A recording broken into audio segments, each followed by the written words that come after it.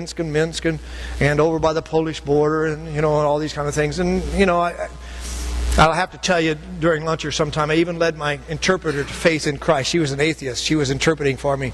But that's another story and I don't have time. But anyway, so I had good ministry and things were happening, but there was something down on the inside of me that just was kind of mad. You ever been there?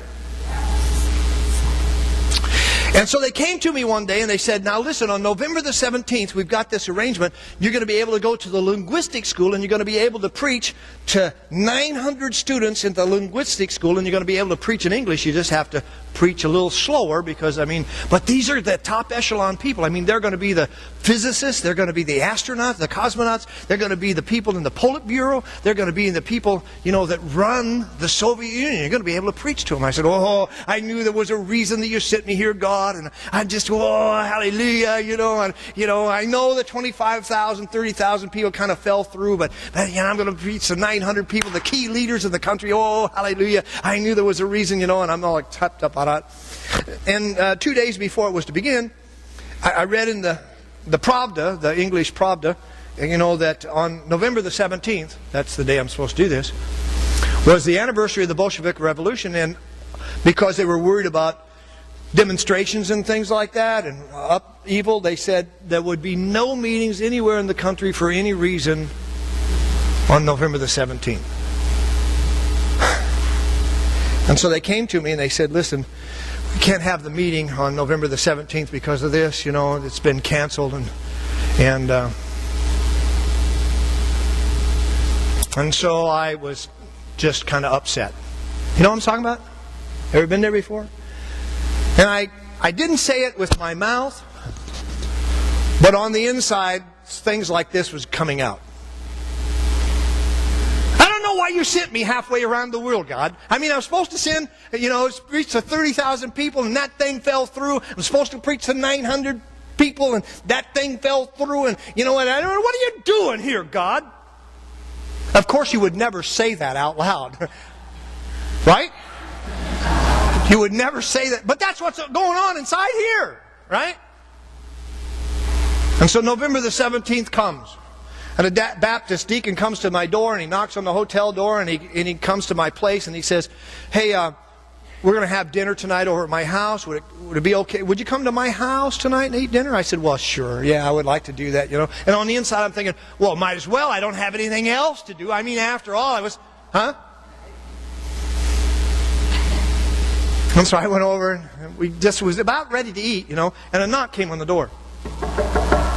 I went to the door and there were 7 students there.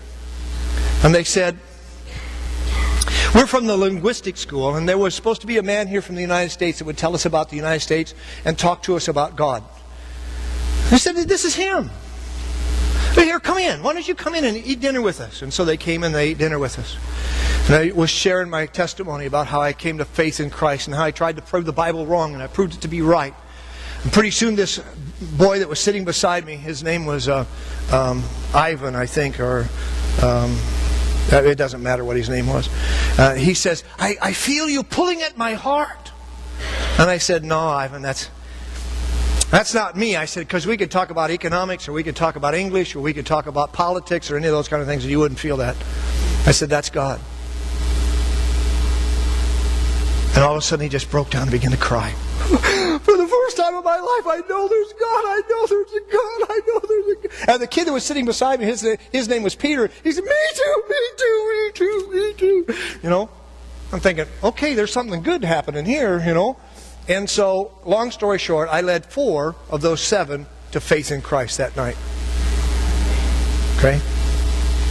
When I got home to the hotel and my head hit the pillow, God really worked me over. And He said, Steve, what is it to you if I send you halfway around the world for these 4? And I said, God, I'm so sorry. I got all these big plans and what I want to do, and this is important, and so it's not important. And today I'll go anywhere and preach to 2. Huh? See, what I learned from that story is this. I'm not God's I am God's servant. He's not mine. He's not my servant. And if we're ever going to get the gospel to the world, we've got to get it in right perspective. He has the right to tell me to go anywhere and to do anything. Right? I'm His servant. Can I tell you one more short story? Last story. Then we're out of here.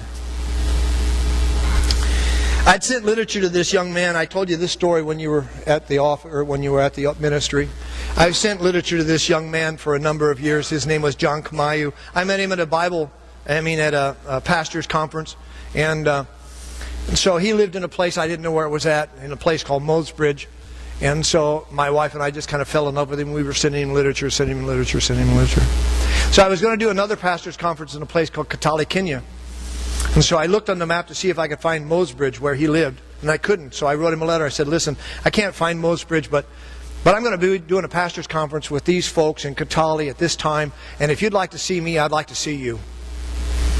And so John's pretty recognizable. When he came in the door, he's 6'7". He walked in, and he saw me. He walked over and he threw his arms around me. Brother, it's such a pleasure to see you again. You know, you've been such a blessing to our hearts and our lives and our church and my family. He says, you got to come to my house.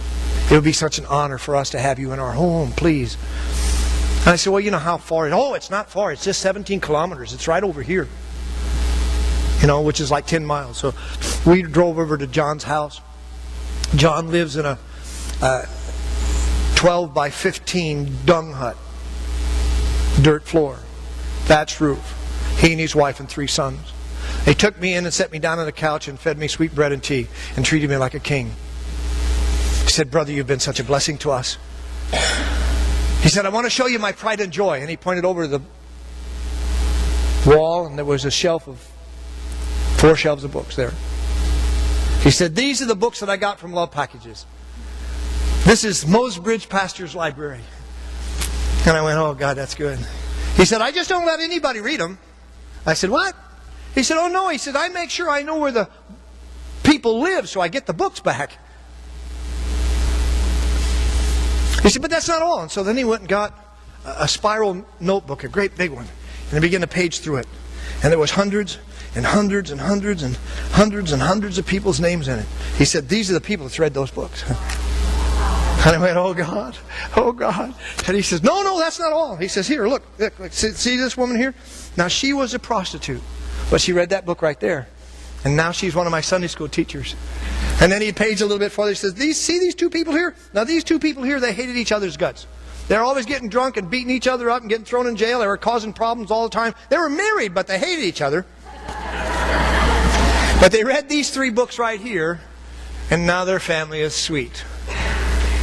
And then he would page and he'd tell me about the witch doctor over in the next village who gave his life to Christ, and this person and that person. Now I'm bawling and boo-hooing and snot's coming out of my nose, and you know.